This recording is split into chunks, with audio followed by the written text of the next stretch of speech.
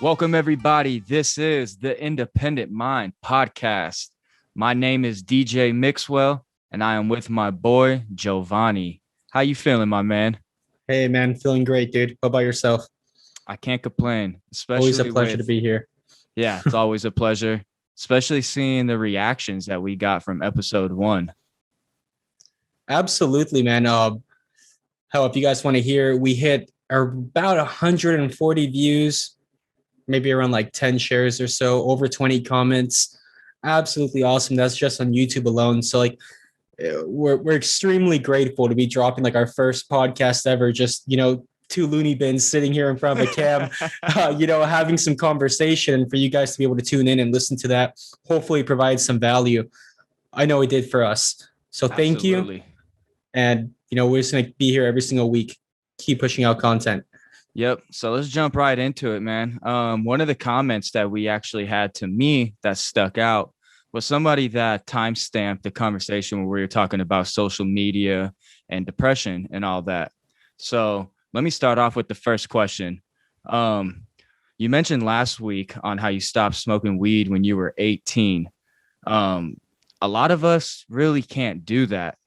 I don't know what it was. I don't know if it's just the peer pressure, just being around certain friends and all that. So I guess what I'll ask is, did you ever feel like the substance that you were using, did you feel like that you ever masked any pain or anything that you had going on personally, or what ultimately got you to quit smoking weed in particular?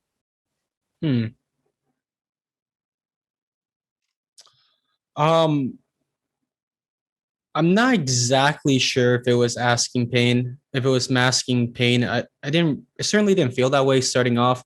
For me, it was more one of those things like it was the cool thing to do at that time. So, you start engaging in that more and more. And then every time like you want to hang out with a friend, like want to go and kick it with the boys, that was like Yeah. what sort of circulated the event. And like a couple kick it times turns into a daily thing. And for me, I started internalizing and like noting my behavior change and like my thought process change, from being sober to being under the influence.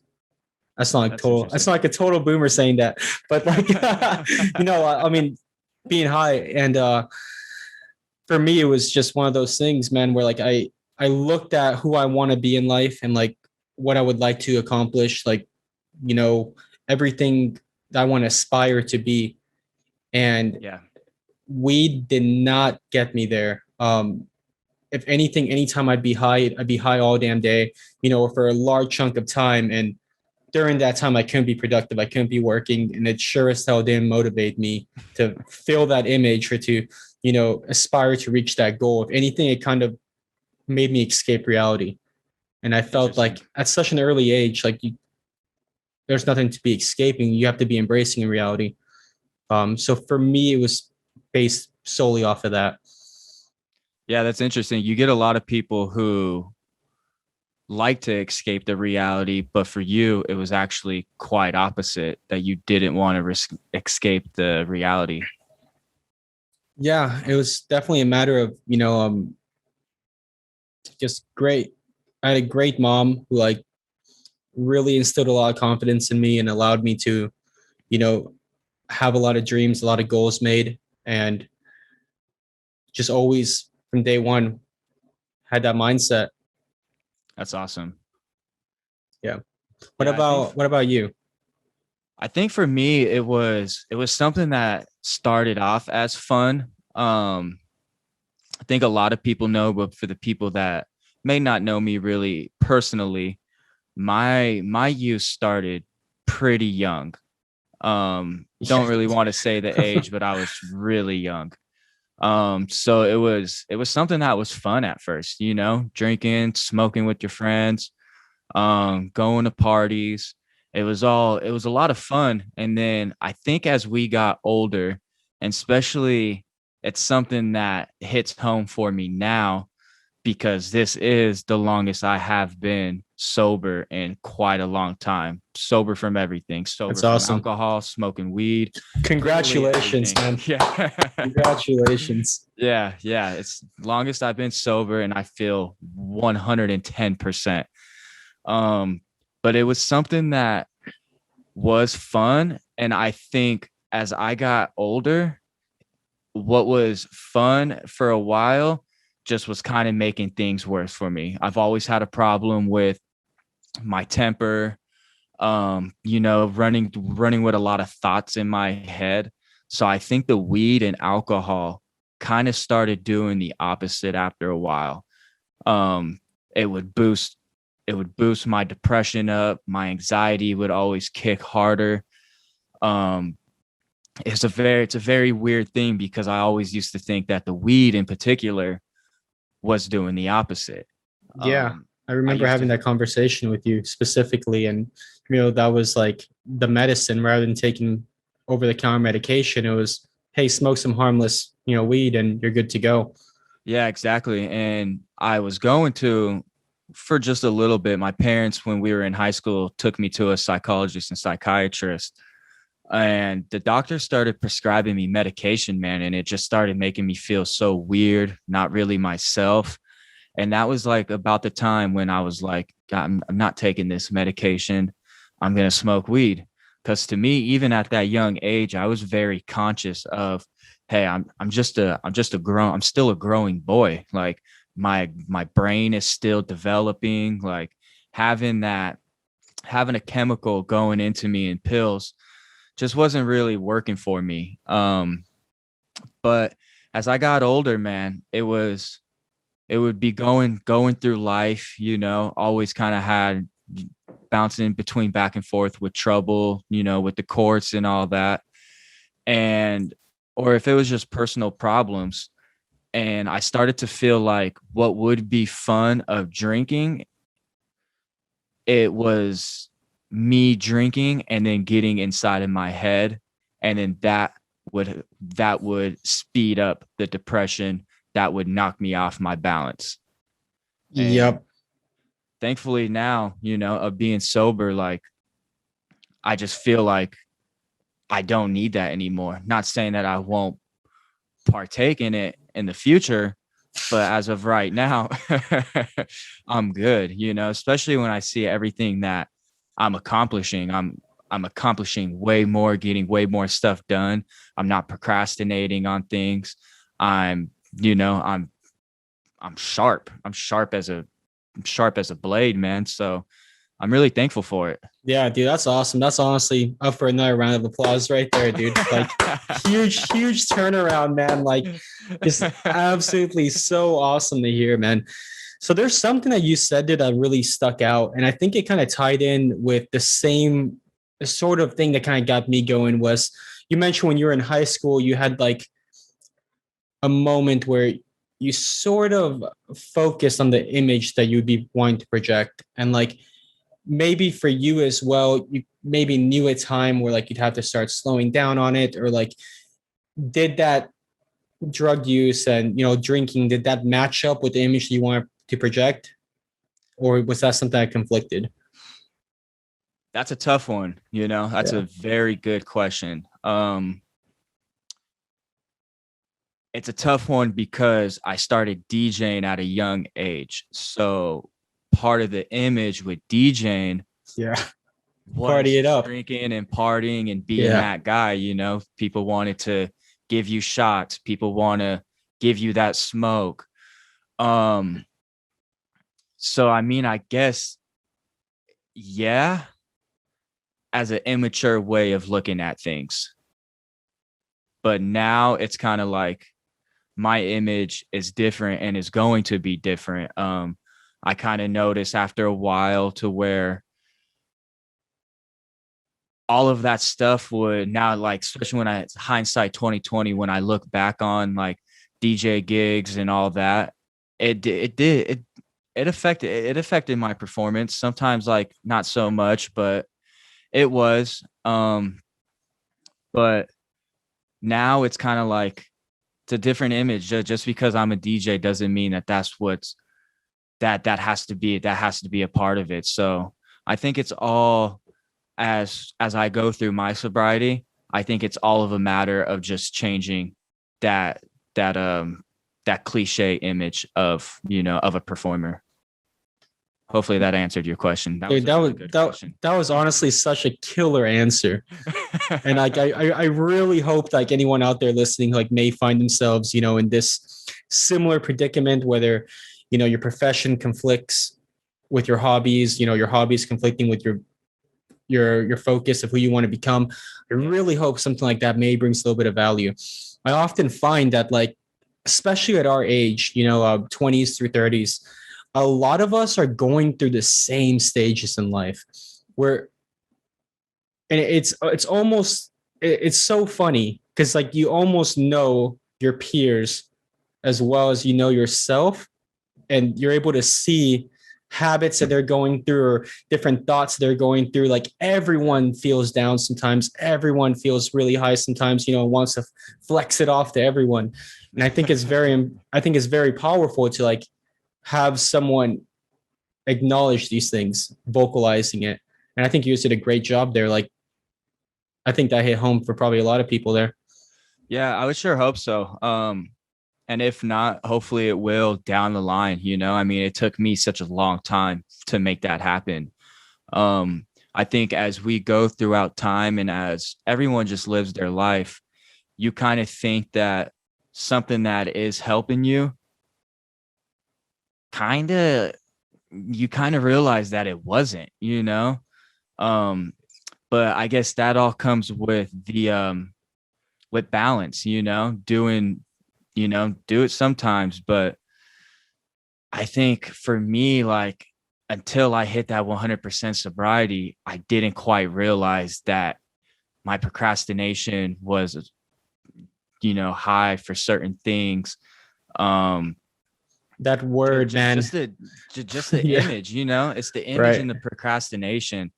I don't, I don't want to be that guy that gets looked at as, oh, you do this, oh, you're an automatic, like, you're getting wrecked every night type of deal, because especially as a DJ, like I may go out and perform and that's my thing, but yeah, I like did like to go out and like have some drinks with some friends, but I wasn't like that type of partier that would go to clubs all the time, and that I had the conflicting image even on that end too.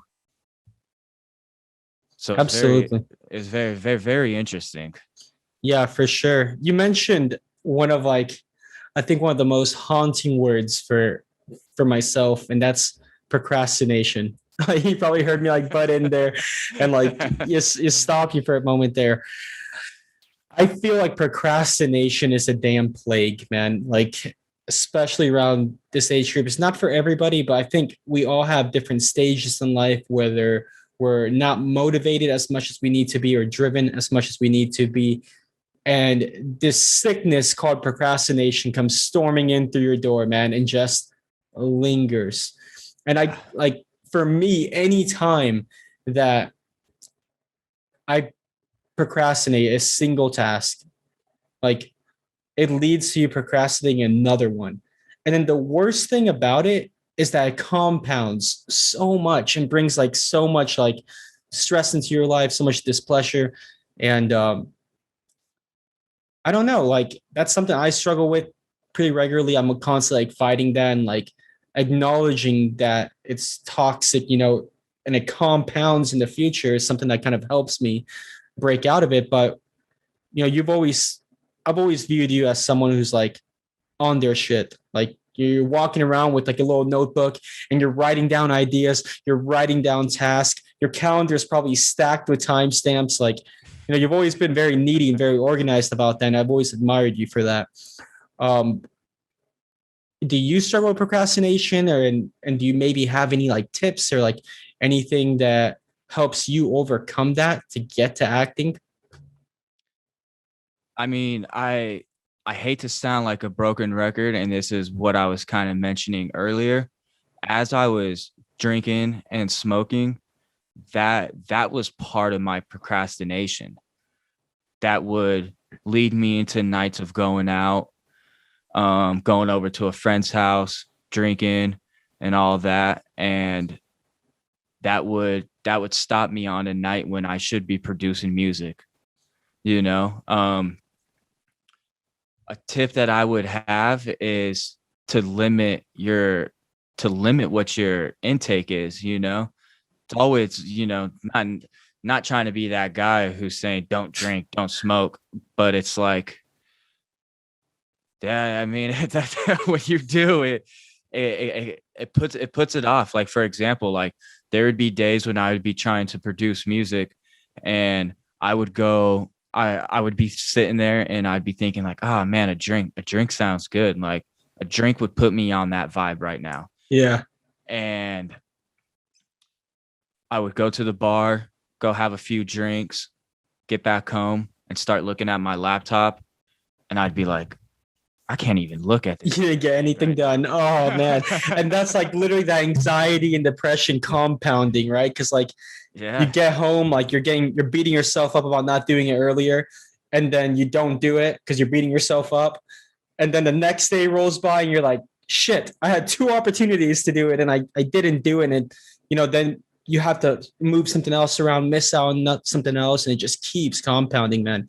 Yeah. Or even worse, man, just dealing with things in life and just going out to drink when I shouldn't have been doing that. That was another bad thing as well. Like would be not I wouldn't deal with things in a sober mind. And that was part of that was part of the problem as well, to where I would be in a good mood, sober, and then feel like it's time to go drink. And just because I may have had, you know, just something going on with some family, my personal life, whatever it may be, that would spike the shit out of my like depression and thoughts running through my head.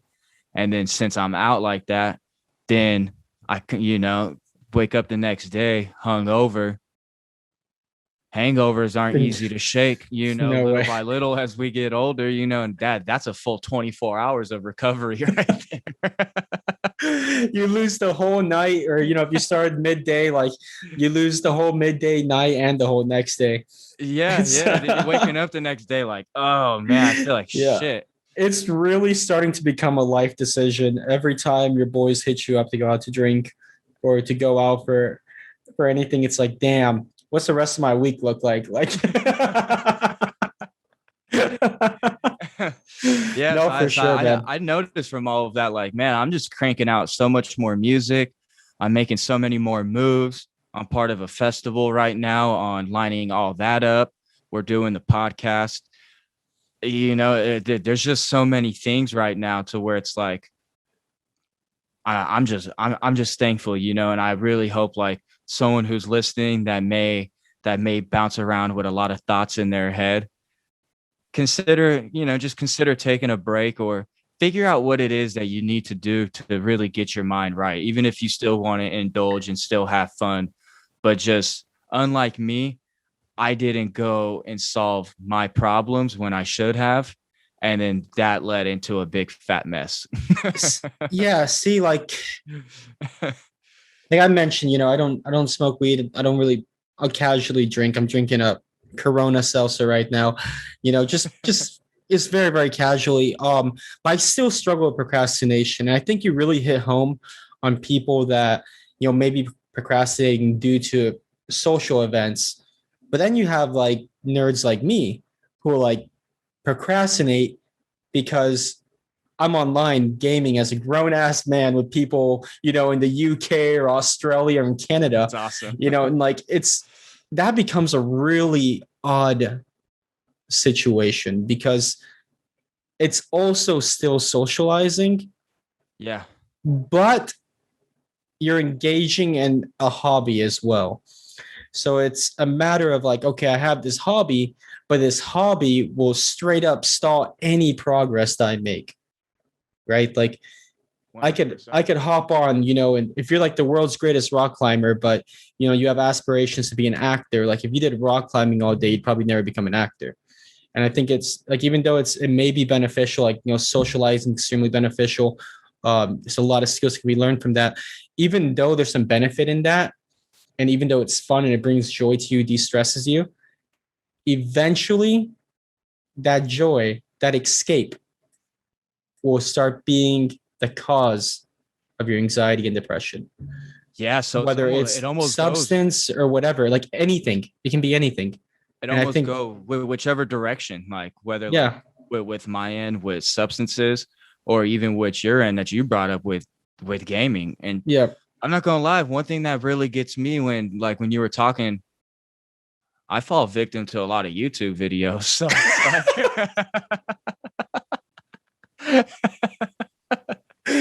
Bro, YouTube will have you stuck with your neck just slumped for hours, man. Like, no, dude, I definitely feel it. I think that's something that everyone kind of falls into. But imagine if you were doing that 8 hours a day. yeah, Like, I sometimes can get close. that screen time report at the end of the week, that's a scary thing to look at sometimes, huh? Yeah, it really is.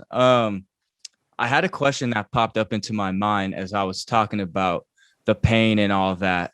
And I think it's pretty important. Not a lot of people are blessed, like for me to have a friend like you. Like when Come I'm on, going, man. when I'm about to turn redder than you, bro. Come on. Come on. when I'm going through stuff, um, you're that person who I can send a text to. I've called you in tears, and you put that you know what to say, which is, it's always nice. I'm thankful for that. But there was the last time when I hit you up and I was down in the slumps, and the way how you texted me back was the funniest and coolest way. You sent you a text, and I'm just gonna read them off real quick. Oh man, And I don't even know what you're referring to. I'm excited. they're all individual texts. Wait, so they're the line breaks, right? Like I sent like they're the line breaks. a word send. Like, be the hero of your own story. How do you picture a hero? What is the ideal human in your eyes? Realize that you are someone's hero. Phone at 1%. But I swear to God, you are a hero in my eyes. One of my biggest motivators. Fuck feeling down. Fuck doubting yourself. Do it for others. Project heroism, even if it's fake. This shit is all temporary. Fuck focusing on the present. Think about 1 year from now, 5 years from now, and so on and so on. Goddamn. Now let me ask you, if someone doesn't have a friend like that, what would you recommend for someone who's down in the slumps, and how would you recommend on them picking themselves back up? Holy man, that's a deep one. I think every situation is unique. And I ask you that because in our last episode, you said you don't like to burden a lot of people, your fiance, friends, and stuff like that. So I feel like you would be the good person to ask that question on how someone would pick themselves up. Okay, so around probably ages like 18 to 22, really, really dark time for me mentally. On the outside, I was running a business. I was going out to festivals, as they were coming. I had a whole bunch of friends around me, a lot of socializing. But for some reason, something was missing. Something was dark inside. And, I have this idea that like we all almost have like two bodies within us. We have the mask, which is the image that we project, and, what people see. And it's almost like reactionary, like the way you react to things, which often can be portrayed as positive. But when you're alone, completely alone, I haven't been able to, reveal this side with somebody. I'd be like completely alone, laying in bed to go to bed. And like those thoughts that start trickling in, Mhm. those thoughts that, of doubt or depression or sorrow, feeling sorry for yourself, those thoughts can really start to eat you alive. Um, for me, there's a couple tricks that I used that would help me level out the waves. Because at the end of the day, like at least for me specifically, it'd come in waves. There'd be a period of time, like a couple months, where I'd be like at the top, dude, super, super happy. Everything's going well. Or even if things aren't going well, like I'm still happy. And then there'd be times where I'd be at the bottom where like, grats, like, something great happened in the business, or like someone just had a kid, like all this excitement, and I'm still down here. Um, so I came up with a couple different things to help me. The first one was I found that if I started learning something, regardless of what the hell it was, this is what probably leads to me now where I'm like so willing to go into something new and just full send it and start learning it. Because for me, I noticed that whenever I was engaged in learning something new, it would allow me to start projecting what a possible future can look like with this skill or with, this new talent. And for me, as you're on that journey of learning something new, that excitement that comes innately from within, where you're obsessed about it, you're thinking about it all the time, looking up random YouTube videos. For me, during those periods, it would spike the hell up. No matter how low I was, if I was able to force myself to get in front of, a mobile device and like, or a computer and start learning something, maybe pick up a book, for me, that always spiked me up. So even though like I never outsourced my pain for like anyone else's, curing or anything like that. For me, learning was the biggest one. And like I mentioned, it was about portraying a future, seeing a future. Now, whenever I have those, the biggest thing for me is knowing that it's all temporary. Knowing that, like, dude, imagine if 3, 4 years ago, like you go through, like, that depression's down here and you just fuck it, you full send it. Like, Yeah.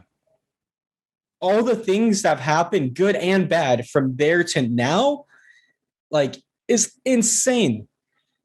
And for me, no matter how low it gets, no matter how bad it gets, being able to see that, I'll probably be here in another 4 years. I'll probably be here in another year. What's my life going to look like then?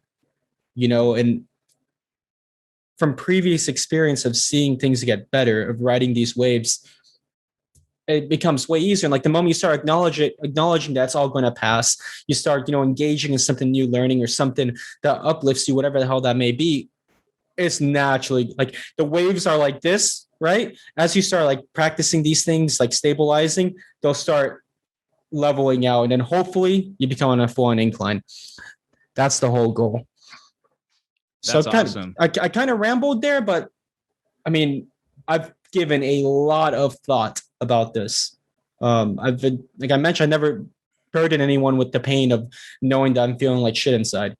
I would just sit there and analyze it, and understand where it's coming from. And then I started like analyzing the way my brain's behaving, like what sort of thoughts I'm getting at what times and why are those thoughts coming. And, for me, that was, I do anything learning, dude. I could be learning how to sew and like completely uninterested, but it would spike me up. Yeah, that's awesome. Yeah. The learning thing is an absolute huge one, because that kind of, if you're that person that leads you to, to maybe learn a new craft that you eventually want to do. I have two of them. They're not as deep as that, because clearly I hit you up when I'm going through something. I outsource. Oh man. Hey, that's So just smart, for dude. That's anyone smart. listening, and Yeah. there's no wrong way of going about it. Whether if you can do it yourself and figure out what it is, or if you're someone like me, where it's like, if it hits that point, make the call, make the text. There's nothing wrong with it. But two of them for me that are very easy. One of them is cooking food. I realize Really?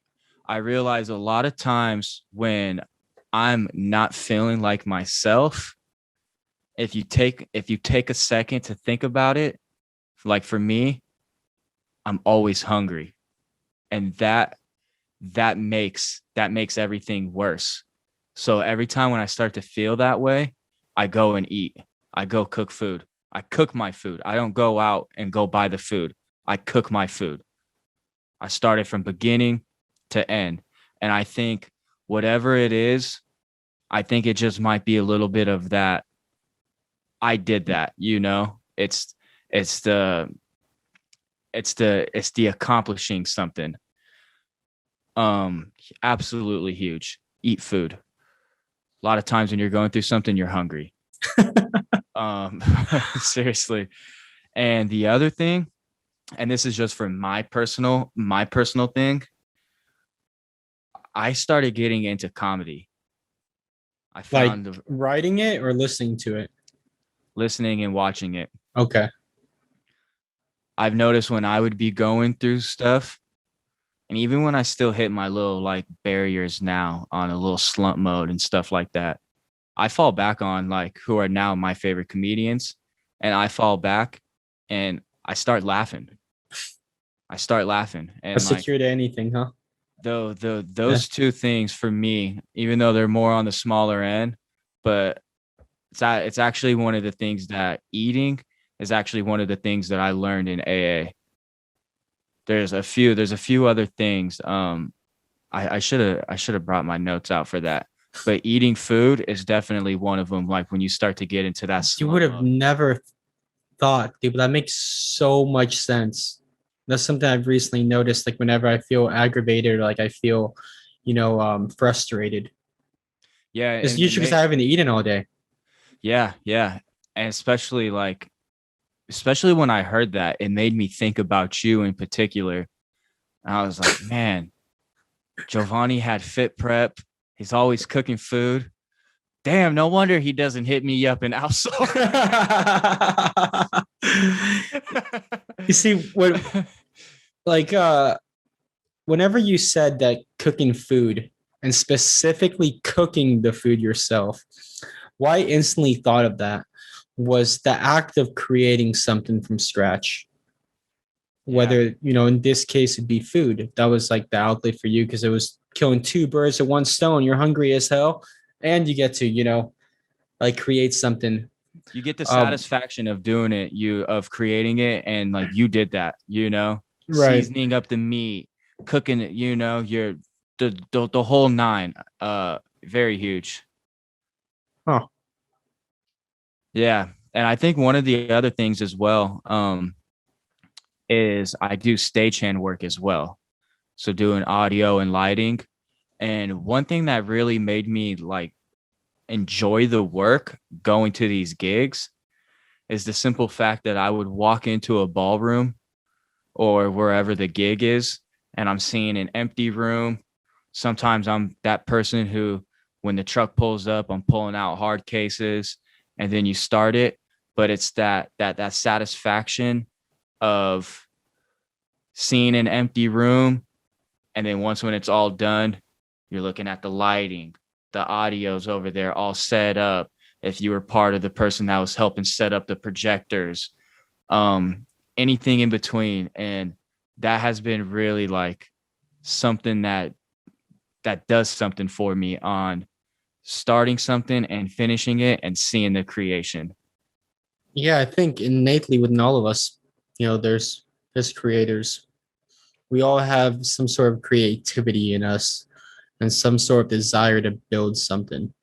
Or that comes from, innate nature or from, playing with Legos early on. Yeah. Um, I think for most people, being able to contribute to the building of something, to the growth of something is very, very fulfilling.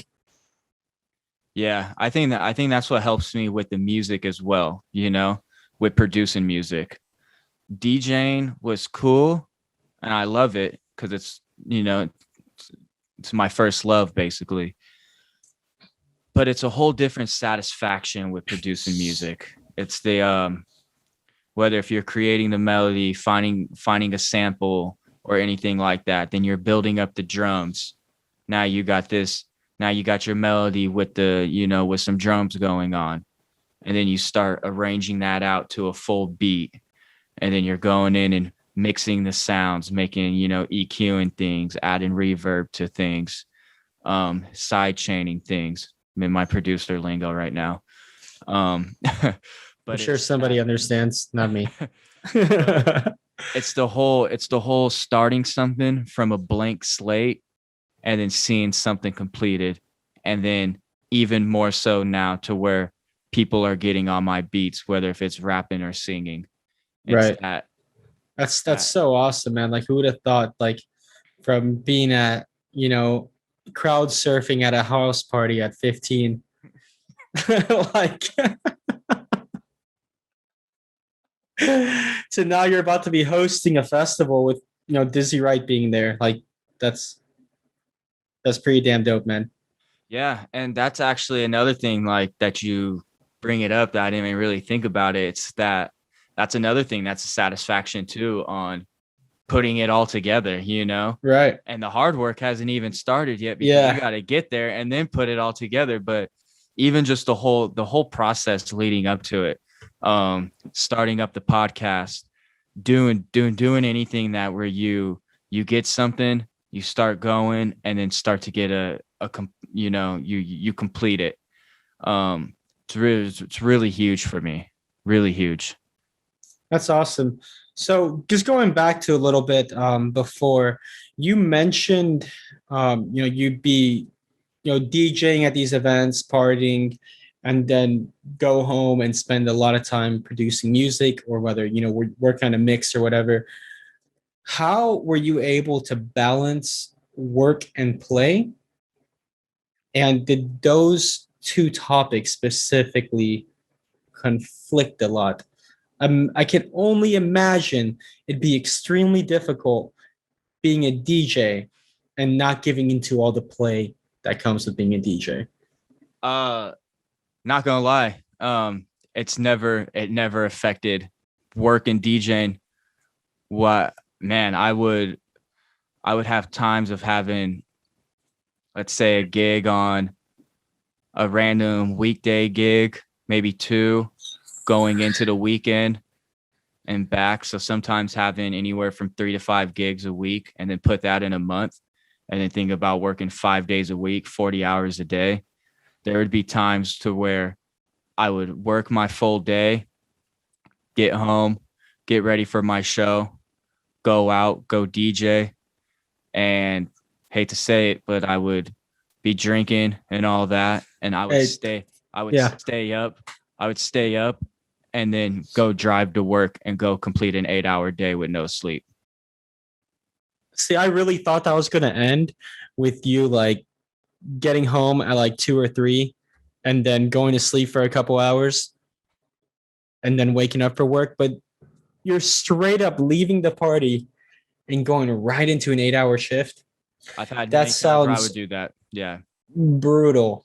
Even times too. I mean, I wasn't doing that every single time. Like, Yeah. there would be times there's times when I got home and I would have 45 minutes of shut eye, sometimes an hour, sometimes 2, sometimes 3, sometimes just being so drunk to where it was like I'm staying up for an hour and a half trying not to throw up. Oh man.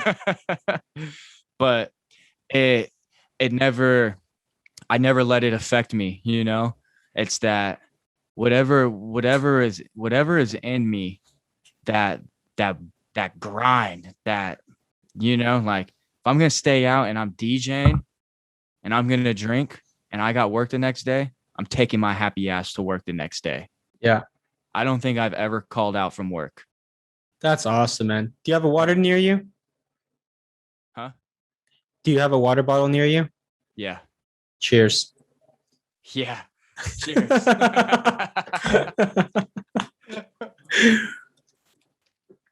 Yeah. Yeah, no. Well, what about you? I know you wouldn't really do that. Actually, more so, I I'll definitely bring. did. I'll Hold on. I definitely did. okay. Like, hold on, dude. Talk about that. Hold Talk on. about that. when when I was starting Fit Prep, man, you know, hours are pretty damn wild. Like from like 6 a.m. to like 10, 11 p.m. Very, very often. As we became better at it, had systems down and we were able to kind of streamline things, it started to become, 8, 10 hour days. But there was a point in there where I was doing it completely alone. I would walk into the kitchen. It's still nighttime. I'm opening up, locking the door behind me because I know I'm about to be in there completely alone. Whether that be getting in at like 4 a.m. or 5 a.m. and just be in there completely by myself, knocking it out, man, for days, dude. And those days, it would always be like the next day as well. So it'd be like a 2 day ordeal. Like working, 16-hour days, ran to 16-hour days. And then there was a small period there where I would also go party immediately afterwards. Mm. And, that's probably what's contributed now to my irregular sleep schedule where like if it's before midnight, hell, that's being generous. If it's before 1 a.m. and I fall asleep, I will automatically wake up like 2 hours later and will just be completely unable to go to sleep. Um, so the only other option is like, okay, do I sleep in until, noon every single day to get my 8 hours of sleep? If I'm falling asleep like 4 a.m., or do I sacrifice sleep and only get like 3 or 4 hours of sleep a day? And that's kind of the dilemma I'm at right now. It's extremely sleep deprived with slamming monsters down my throat. Like, that's something I'm dealing with right now, trying to figure out. But yeah, man, like, I want to say that all started back from then. That brings up a point. We all got lunch the other day, and Dylan was talking. You were going to get a monster, actually. And we were waiting for you, and we were talking about Circa, and I was like, man, when that day comes, we got to go to Circa and have a day. Never And been. Blast, you'll end up like Danny. Oh no. But Sorry, Daddy. he brought up a good point though, where and I want to see how you feel because you have a kid. And it's kind of like what you were already saying. He was saying that like he can't go out and get drunk anymore and deal with that hangover the next morning with dealing with the sun. Is that like the same for you as well, along with doing everything that you have with real estate, having 2 kids and a fiance? Dude, I really wish. Is that basically the same way, or what's your opinion on that? This is so sad to say, man, but like, I really wish I had more examples to give. But I think in the time that I've had my 4-year-old now, so 4 years, I probably have been hungover to the point where like you're hating life maybe 5 times, maybe 5, 6 times. Not bad. So it's literally like a matter of you just don't do it. It's like you just don't do it. Like whenever I find myself getting to that point where it's like, hey, 1 or 2 more, and I'm probably screwed, man. I will stop right then and there, dude, and grab the nearest water bottle. And also just stop drinking like hard alcohol completely. That helps so much in not getting shit faced. That's what he said as well. That helps so much. Like drinking a beer, you could drink like 6 beers and you're kind of buzzing. You got to drink like 10, 12 beers to really feel it the next day. And you usually don't ever get to that. That's quite a long party. And, now let me ask you this: yeah. what was it? Something was it for a lot of people that I hear? It's when they have a kid that seems to be when it knocks a sense into them, for say, for lack of a better term. Was that for you as well? Like when you first had your firstborn? No, I'd say probably even a bit before then, man. never take crazy over like I don't like being drunk. I like having a buzz, but like being drunk, I find myself in my head way too much to where I'm just wondering like if what I'm doing stupid. And like I do this thing so often where like I'll zoom out my body like in my head and like view myself in a third person point of view. And I'm like, how am I sitting right now? Right? Like what did I just say? How may that impact this person based off of the conversation we just had? Am I talking too much about myself? Am I not giving them any feedback? Like, dude, I started going through these like mind trips, bro, and they start racing. And like, I do this all the damn time, but when you're drunk, it's even worse for me. Like, it becomes so bad.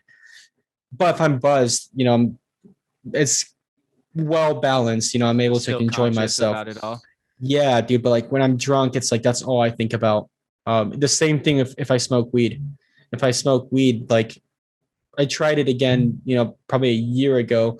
I was smoking CBD for a little bit, and I went to a shop one day, and they were all out of CBD with like CBD flower with like no THC in it. One had like I think it was like 1.3%.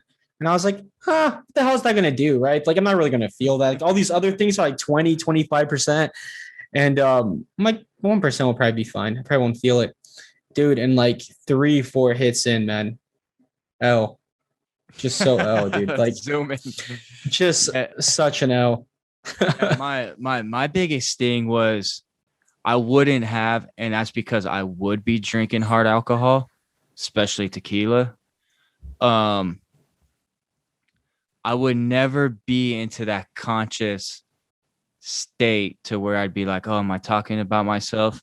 Where it would get me is waking up the next morning and just being loaded with anxiety. Like, oh my God, my actions were through the roof last night. Oh, man. So you remember everything, huh? You're one of those people that remembers the night.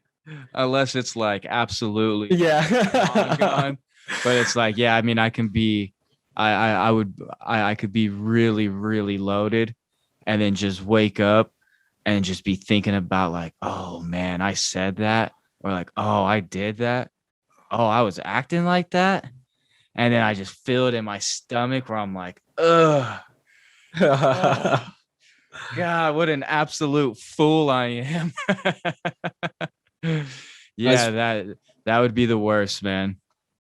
Yeah, yeah. I mean, you're kind of living that lifestyle, like you fit those shoes, you completely wore that clothing, and it's very interesting now to like it's been what you were in that lifestyle for 10 years, 10 plus years, Yeah, you know, actively, yeah, actively. very actively, and like hearing you come out of it, I was honestly a little bit nervous. Everyone you originally told me that you've gone completely sober, I was like, what? It blew my mind because like you were the same person, but you seemed happier, almost like less less easily triggered. And Yeah, yeah, yeah, that was something very, very interesting to see. I would have never guessed that. Would yeah. have never No, guessed that. it's funny because to circle back to our conversation earlier, I used to think that smoking weed would kind of kill my anxiety and stuff like that. But what's funny is ever since I went sober, I don't feel that anxiety nearly like that. It's almost gone. And then like the triggerness, like I'm not, like I'm just what I thought the weed was helping me for. I didn't need it. You know what I'm saying? Like I actually needed to get rid of it for me to catch my real balance, Are, which is are crazy. are you still having your night terrors?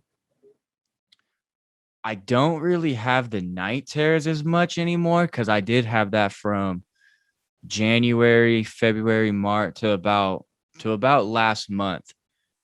January, February, March, it was very consistent, like Yeah, I remember you telling me about it, dude, and those things sounded so serious. six to Like, 7 days a week, waking up every 2 hours, full body sweat, head to toe, as if I pissed myself everywhere. Sweating. I have to wake up and go grab a rag and like start wiping off my face. And then I would go back to sleep, fall right back into that same dream. And they were And always like fear based, revolving around fear, like triggering fear.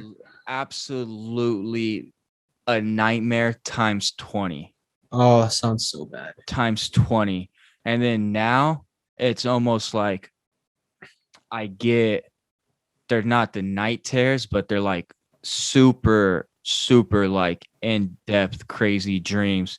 And what I've noticed for a majority of them, there are a lot of like, there are a lot of like flashbacks of like things I went through, things that I've seen, but kind of like not 100% the same, but like as if like a TV or a movie was to like be based on a true story, type of deal. Like it'd be similar events, but with just like a little bit of a twist. But they were like, it was things that I went through in life, and I still experience those pretty much to this moment.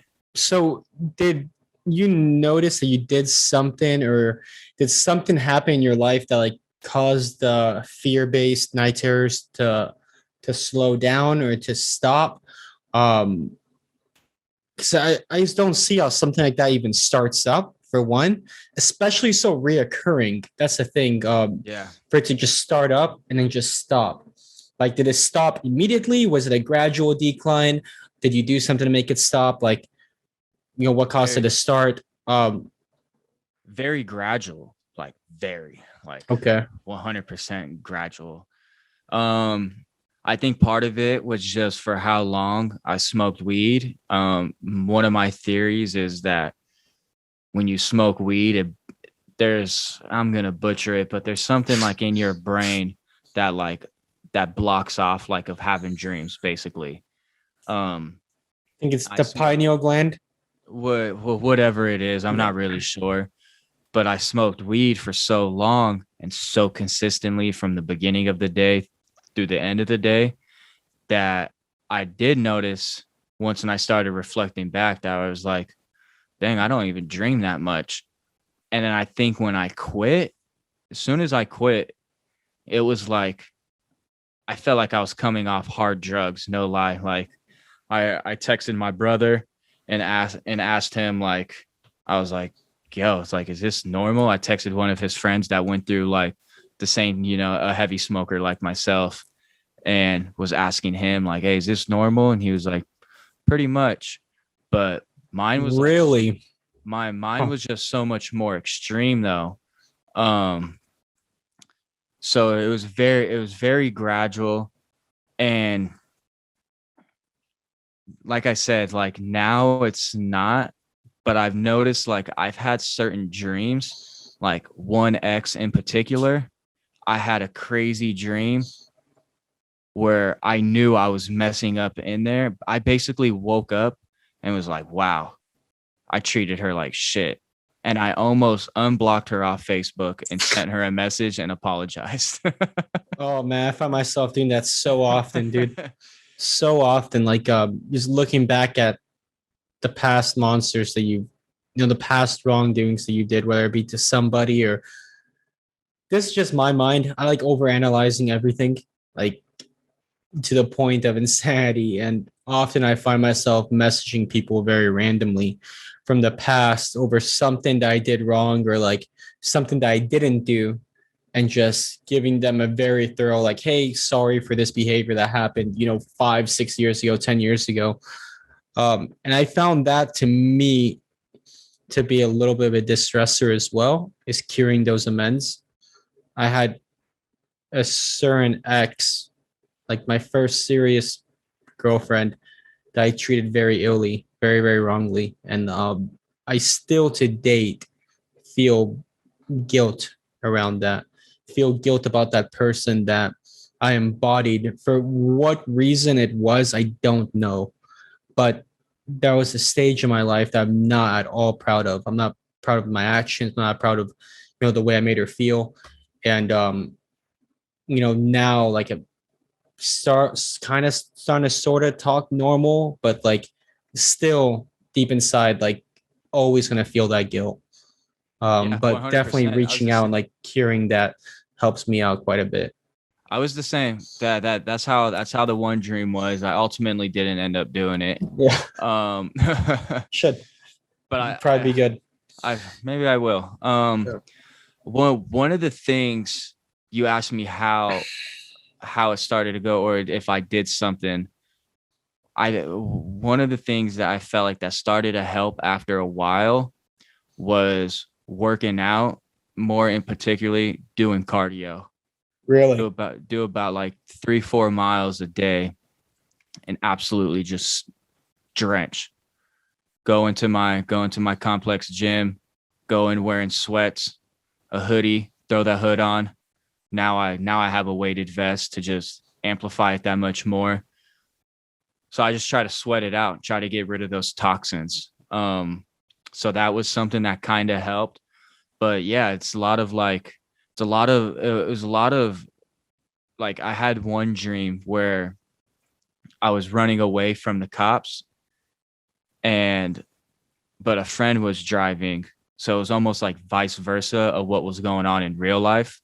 Cause there was one time to where I was driving a girl's car and cops pulled up. I dipped off, went to another part of the neighbor, like to a friend's neighborhood.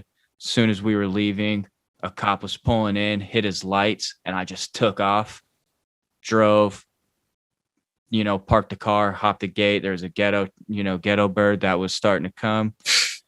And it was very intense. We were teenagers. And in my dream was basically like that. We were running away from the cops. And in my dream, I was talking about certain situations that I'm in now, where I was like, yo, I can't get in trouble with the cops, like I'm on house arrest type shit. And I was saying this in my dream. see, dude, we had a brief discussion earlier about like this is gonna take a huge turn. Um, but we had a talk about like, the spirituality of things and like the possibility of having a soul or something, and like often like there's this talk about a parallel universe, and people sometimes I've heard this theory argued where whenever you go to sleep and you dream and you are able to remember your dreams, it's you entering a parallel universe or another alternate dimension of some sort that's similar that you live in as well. That makes sense. And Yeah. you're experiencing that parallel universe, that parallel dimension. Huge turn. But it's very odd how we have so many dreams that will allow us to either foresee things that happen or they're just too damn real, especially for your sort of dreams where they're so vivid and you're like you're there, or like where the dreams are lucid dreams, or like you're aware that you're dreaming, you're able to control it, like All the time. but I have those all the time. yeah, and it's like you're able to control it, but also at the same time the dreams kind of happening to you Yeah. and you're just very aware of it. Hmm. These sort of things just make you wonder, man, like what the hell's going on. At least for me, I find myself very curious about those sort of things. If there's something else out there, if you know these things do exist, I feel like this is some very clear evidence of it. Almost like, hey, I'm thinking of Dylan Feege right now, and probably it wouldn't be surprising when in 5 minutes he calls me, or like I feel like there's a lot of mystery around us, and I think dreams specifically can be a gateway to that. Yeah. Um, No, I think about that all the time. I brought it up to my mom and was telling her about like me having lucid dreams. And I'll be very aware like of these dreams. Like I'm in my dreams talking about my current situations right now. Right. on why I can't get in trouble. It's Like, almost like if you would have not gone off that same path, that would have been you. yeah, like You know even what I mean? Like, last night I had a dream that I was smoking and drinking. Like I was smoking a blunt and all that. And then I woke up with my heart pounding because I thought I actually smoked. oh man. I was a split. I was laying in my bed. I was like, did I smoke? I'm like, oh no. It's a dream. It's a dream. Smelling your fingers and shit. Like, If I smell a swisher or something. yeah. But yeah, it's very weird. And I just don't know if it's like if it's something like on the spiritual end of like that, if it's me just being 100% sober and it's a way that like I'm coping with things, I'm dealing with it, I'm doing something with my mind now. I don't know what it is, but yeah, it's it went from those night terrors to now where it's like lucid dreaming like all the time. Like I said, just very aware of my actions inside of the dreams. I'm talking about current things that I go through in real life in those dreams. And then I'll wake up knowing that I was very aware of what was going on in there. And it's yeah, and it's a trip, and a lot of them is like actions that I did, but just kind of like with a little spin on there. But it's kind of like with like a message to what like a there's like a meaning behind it. There's like a message, like oh, like I brought up with the X. I woke up and it had me stumped all the way until my brother came over later that day and we were like just talking about different things. And I had told him, I was like, man, all the way up until you came here, I've been in my head thinking like, should I hit her up? Should like I feel, I feel bad. Like I was an I was a freaking animal basically with the way how my actions were, very disrespectful, brutal name calling, acting out like a little child. And yeah, it's very weird. And it all happened ever since I stopped smoking and then just had continued on once when I stopped drinking about like 3-4 weeks later. That's very interesting, man. It sounds like these dreams are, it kicked your ass at the beginning, but maybe now they're offering some sort of insight to kind of like a reevaluation of your life and just pick away some lessons from that, especially if you can remember them. That's awesome that you're actually able to remember them. I hardly ever dream, or I hardly ever remember my dreams. Yeah, there's times like when I've woke up and I've texted Danny and I'm like, hey man, blah blah blah blah blah. Like I think what was the one like as soon as I woke up, I texted him. I was like, yo, I just had a crazy dream that your house got robbed. I beat up the person and then I hurried up and rushed home because I had a curfew. And I woke and he was like, yo, I'm not leaving my house all day. He's like, don't come over neither. It's hilarious.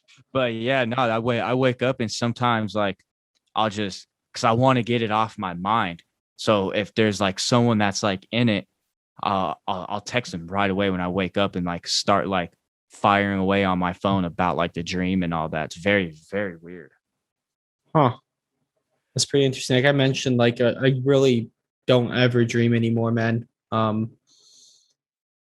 But whenever I do have them, they're like also like extremely vivid. Don't really have any nightmares, which is kind of weird. I kind of wish I did because I literally fall asleep listening to creepy pastas every single night, which are like Don't know like how you do it that. is literally a narrated scary story being read out loud. And like I have my AirPods in, dude. Every morning I wake up. First thing I do is try to find my AirPods because they fell out of my ear during sleep. Like, but yeah, that's like there's got to be some sort of study in that being like extremely unhealthy for you.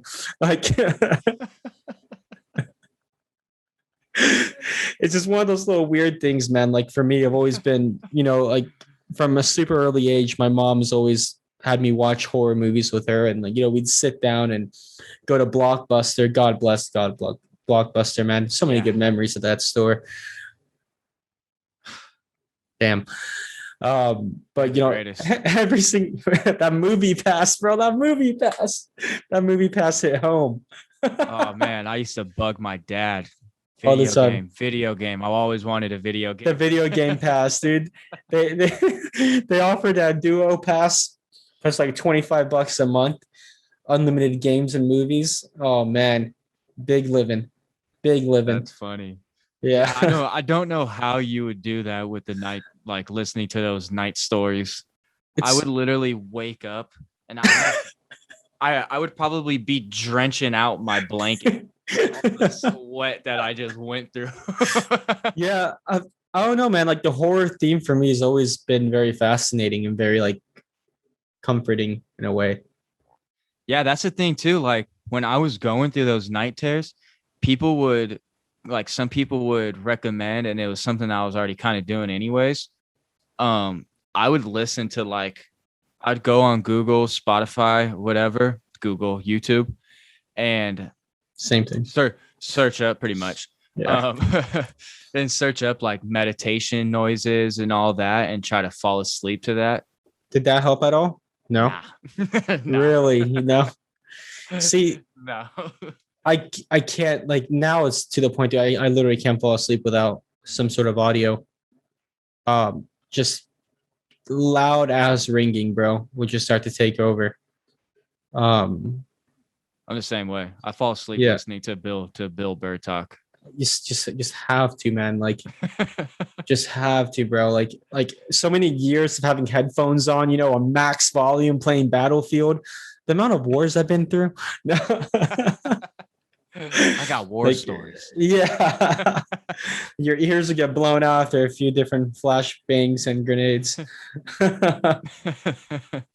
That's hilarious. Yeah, it's a very interesting thing, and I just feel like as time goes on, I'm now just very more conscious of it, and I'm just taking the lessons out of it. Before with the night terrors, it was leaving me so exhausted to where it just wasn't fun, especially when you're doing that like 3-4 times in a night. But now I'm like basically to the point to where I'll just have a wild ass dream for probably about like 6 hours. But I still have different nights to where, like, just the other night had a wild ass dream. Woke up, checked my phone, and it was only 2 hours into sleeping. And I was like, So you really only dreamed for about 30 minutes there. Like, I think it takes like an hour and a half to get into REM sleep, which is like when we dream. So you really probably only dream for like 30 minutes. Yeah, but like if it feels like forever, man. Feels like forever. Well, I think that will probably wrap it up for episode 2. If you guys are listening this far, what's one thing? We got a question for everybody, and make sure you guys drop it in the comments below. What is one thing that you guys do to, whether if it's relaxing at night, do you guys just something fun? We obviously listen to stuff. My man likes to listen to scary ass things. And I listen to a comedian talking about life advice. There we go. But what's something, drop a comment below and tell us what's something that you do relaxing at night to get your mind at peace. Maybe something that you recommend will help me out with my crazy ass dreams. So just drop a comment below and let us know what you do to relax at night, whether if it's winding down, watching videos, listening to music, watching a movie, TV shows. We just want to hear from you. And that's about it. Anything that you got to say? No, dude, it's always a pleasure. Always a pleasure. Well, we'll catch you guys for episode 3 next week. And as we always say, stay hungry, stay focused. Peace. Take care.